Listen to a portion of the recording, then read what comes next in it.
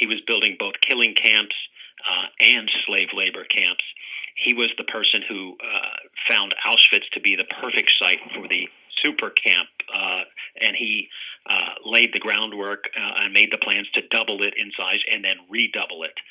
You're listening to Code Red with Secure America Now, the largest national security grassroots army.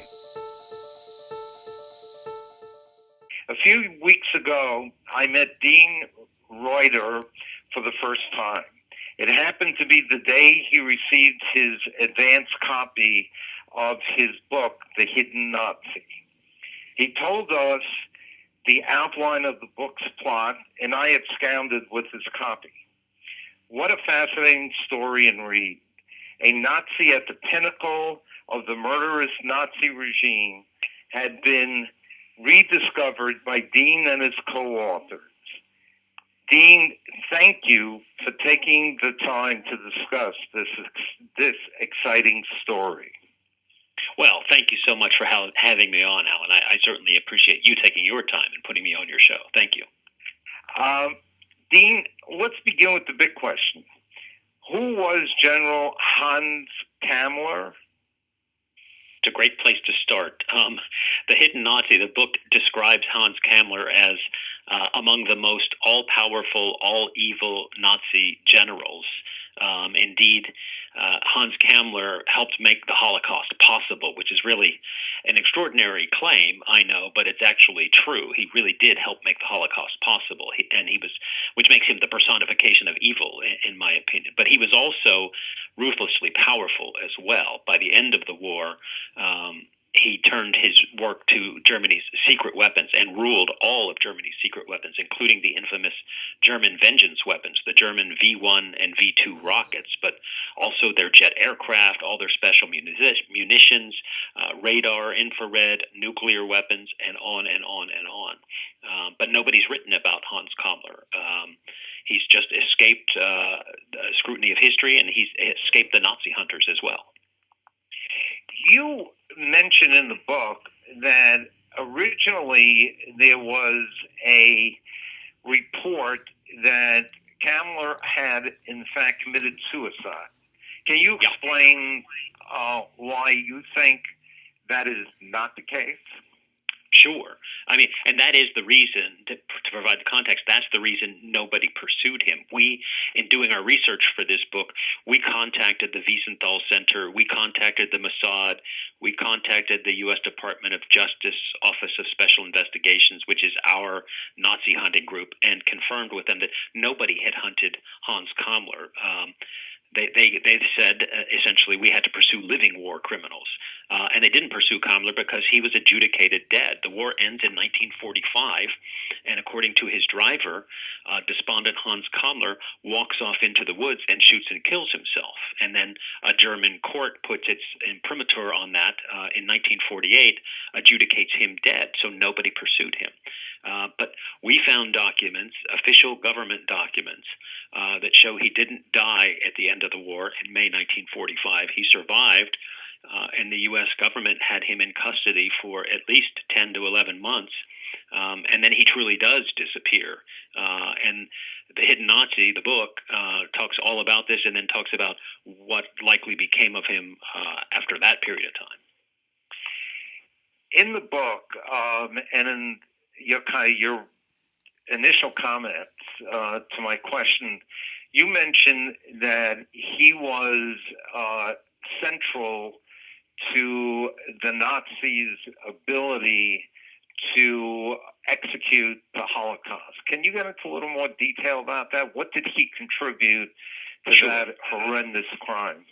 Sure. We cover that extensively in The Hidden Nazi. He was, by training, an architect and an engineer. He was a professional man. He was a leader, not just a follower. But he was also an ideologue. He was among the first to join the Nazi Party even before Hitler became Chancellor of Germany. And he joined the dreaded SS, the Schutzstaffel, even before Hitler became president of Germany. So he was on the ground floor, as it were. He got his PhD in engineering in 1930. and went on to do pretty much mundane but increasingly complicated civil engineering projects until the war started. And then he started doing military-type projects. But as the Holocaust really got underway, his first notable project, by that I mean his first despicable project, was the expansion of Germany's concentration camps, making them physically larger in order to house more prisoners. So by 1943, he was building both killing camps and slave labor camps. He was the person who found Auschwitz to be the perfect site for the super camp, and he laid the groundwork and made the plans to double it in size and then redouble it. And he went on to mechanize death. He designed the standard concentration camp barracks, and we have his drawings, architectural drawings, that bear his signature at the bottom. And there's a capacity, the number of people that are supposed to be housed within one of these buildings, 550 people per building, which would already be too many in one building, and stricken through that with a pen stroke, and then overwritten 774. So we have this document that shows him just increasing human misery in those concentration camp barracks by 30%, just with the stroke of a pen. And from there, he went on to design and install and then maintain the gas chambers and the ovens at these same camps, not just Auschwitz, but throughout the Reich. And we have the documents that show this. It's important to understand, I think, that he was not just a paper pusher. He wasn't doing this from Berlin. He was a hands-on manager. He was visiting these campsites constantly. His nickname at the time was Staubwolk, which means dust cloud, and that describes the vivid description of him racing from one of these projects to another. And he was notorious for barking orders, sometimes giving inconsistent orders, demanding too much from his staff. His staff testified later at trial that they feared being shot by him for not performing. He was a brutal guy. So that was his contribution to the Holocaust proper. He then went on to rule Germany's slave labor program, which was a hideous sort of appendage of the Holocaust. You talk a bit about what we know. You relate what we know about his family life. Can you talk about that? His wife, sure. Children? Yes, this is one of the things that just fascinated me, because I wanted to refresh people's memories about the Holocaust itself and about World War II more generally. I feel there's a couple generations of people that just don't get it.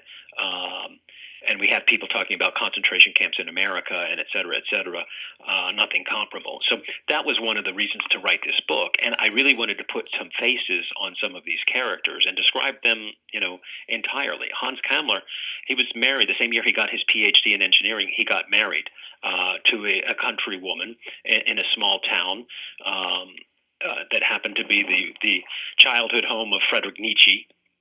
He went on to have 5 children. 2 of his children died young, but from all accounts, he was a good husband and a good father. I went to Germany and interviewed one of his sons, who recognized that his father was, in his words, up to his eyeballs in terms of misdeeds and war crimes, but still described him as a good father. And 2 of his children died early, one in a way that I just think is unbelievably ironic, given his role in the Holocaust and designing the gas chambers. An infant daughter was in the care of a nurse, and the nurse left a bottle of chloroform open near the child, and that baby girl was gassed to death. But even after all this, we just didn't find any indications of empathy in Kammler. There was no self-awareness. He seemed to have no regard at all for the men and women and children that were sent to the gas chambers that he designed and then built. So in that way, in a negative sense, an extraordinarily negative, dark character. In addition to his contribution, I use that term advisedly, to the conduct of the Holocaust. You also spend quite a bit of time, and I found it fascinating. Not being a scientist, you do a superb job in explaining his role, and also going beyond his role, the Nazi missile program, and why, in fact, it was such a potential threat to the enemies of the Nazis. Sure. Yeah, the Nazis, as the war is sort of in the middle of the war, it became clear that the Germans were not going to win the war. And there started to be these whispers and even hints in speeches from Hitler and Goebbels and others about a wonder weapon, the vengeance weapons, these super weapons that were going to reverse the course of the war. That was the plan. The weapons they were referring to were the vengeance weapons, the V-1 rocket and the V-2 rocket. The V-1 was used extensively over London, terrorized the city. It could be heard approaching it and went about 400 miles an hour, delivered a 1-ton warhead. The V-2 was a supersonic liquid-fueled rocket that was so far ahead of its time, it didn't seem like it should belong on a World War II battlefield. Supersonic meaning that it would arrive before its auditory signature. So you could be walking down the streets of London or Southampton, and a city block would just be shattered by one of these bombs.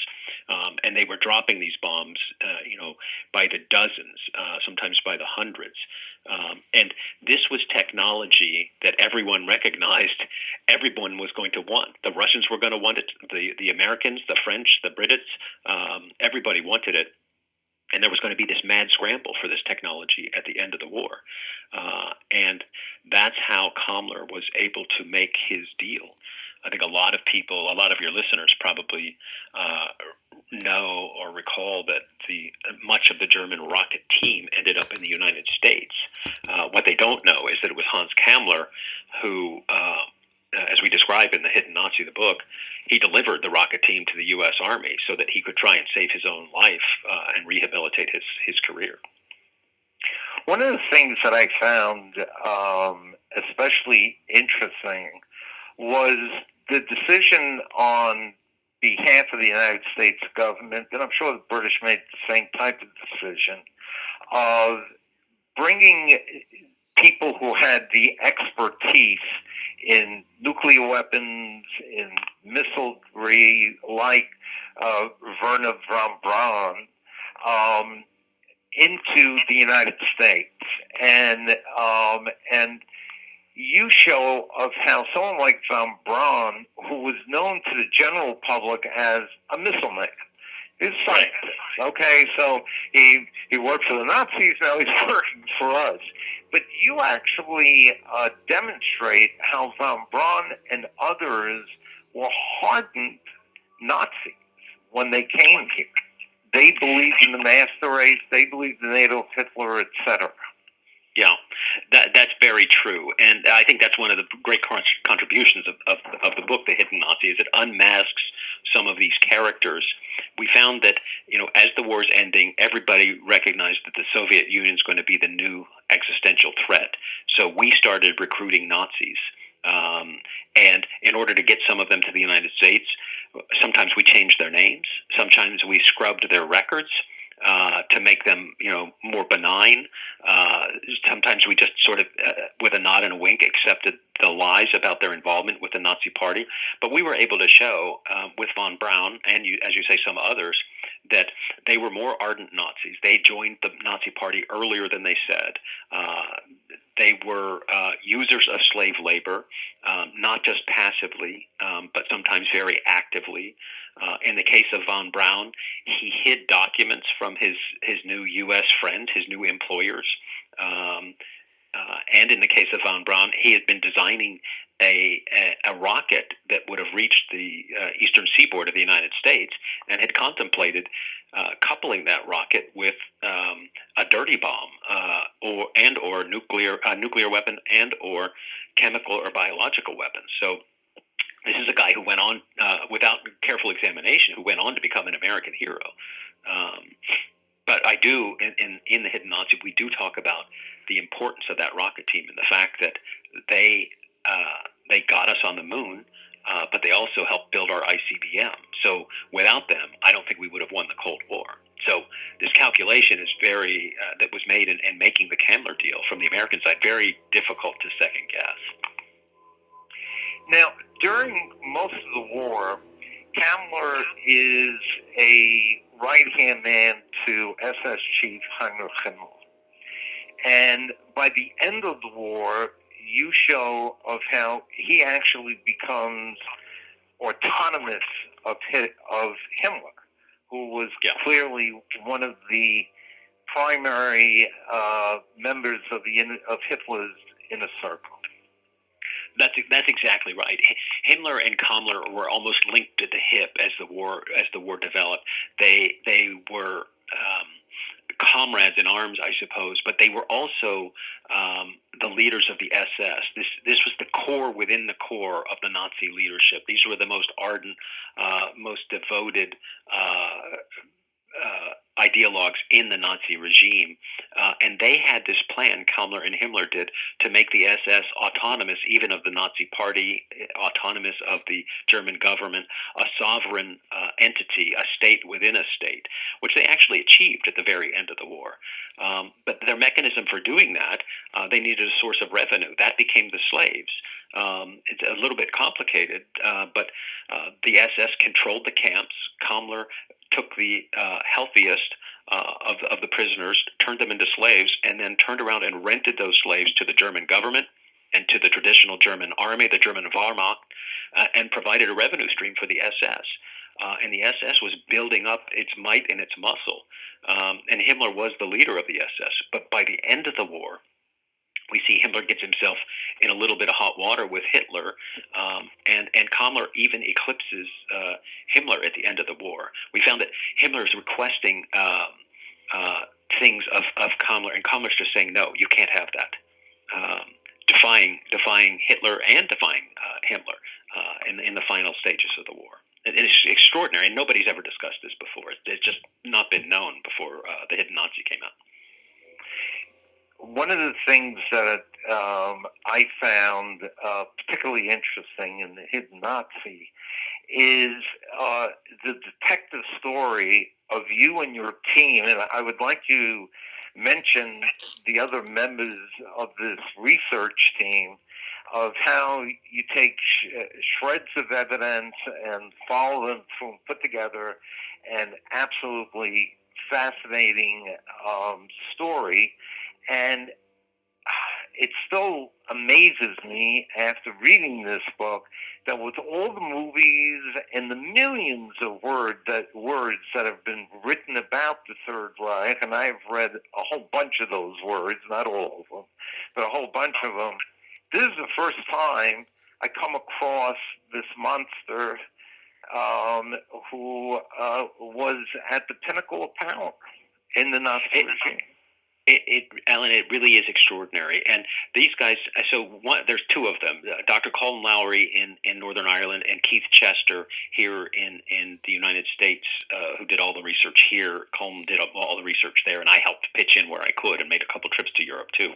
But these guys were dogged and determined. And Keith Chester, I've known for years. He came to me in 2007 because they had both been researching Hans Kammler. They didn't know each other. They found each other in a World War II forum online. And as a lawyer and a friend of Keith, I did a collaboration agreement so the two of them could share information. And then Keith started telling me about this general, this all-powerful, all-evil guy who, as you've just described, has never been written about. And I was very skeptical. I thought, he just doesn't understand. He's not reading the documents correctly. There's something wrong here. He's got it wrong. So I was very skeptical, but by the end, as they kept giving me more and more documents and we started doing more FOIA requests, I started doing research of my own at the Holocaust Museum and elsewhere here in the United States and in Europe. It all comes together. And I think it's an irrefutable case that this guy is exactly what Keith and Colm thought he was. But they, as you described, they were so persistent and so dogged, almost to an obsessive point. I think what made this book hang together is they just never gave up. They just kept looking and looking and looking. And you'd come up against one dead end after another, but they just never gave up. I see on the jacket cover of the book, The Hidden Nazi, that you publish praise from such luminaries as George Will, Andy McCarthy, Amity Shlaes, Linda Hunt, and Alan Dershowitz. And those are all very substantial folks, and I'm sure that they had very similar responses to what I had, like, this really is a true crime mystery story that has implications, whether they're moral implications, also showing us how little we actually know about great historical events, even 70 years later, 75 years later. This was an education, but it was a very pleasurable way to be educated. I do compliment you on writing a wonderfully entertaining and informative book.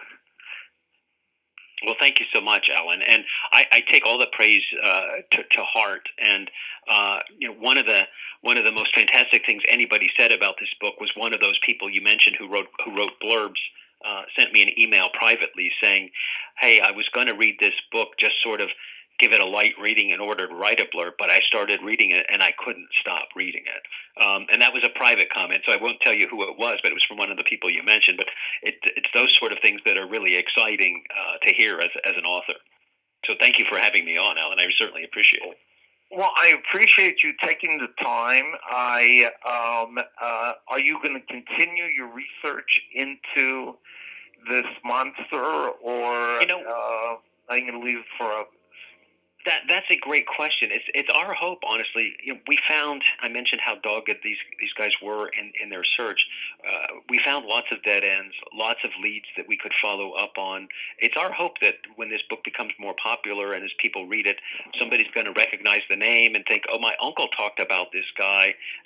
And given the state of the documents, I think it's likely somebody's got a box of documents in their basement or in their attic, or they'll find them in their grandfather's house. And there's more to be learned about this character. We had FOIA requests that were just rejected out of hand, where U.S. government agencies would say, "Yes, we have relevant documents." One produced in 1969, one produced in 1987, decades after this guy supposedly was killed himself, that the government won't produce. There's more out there.